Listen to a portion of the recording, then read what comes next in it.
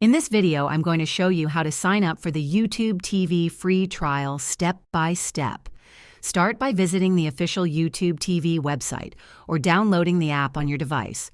Once there, click on Try It Free or a similar button to begin the process. You'll be prompted to enter your email address and create a Google account if you don't already have one. It's required for signing up. Next, choose a plan that suits your needs. The base plan includes access to live TV, on-demand content, and cloud DVR.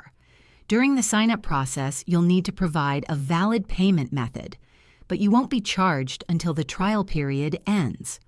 Review the terms of the free trial, including its duration, typically 7 to 14 days, and confirm your subscription.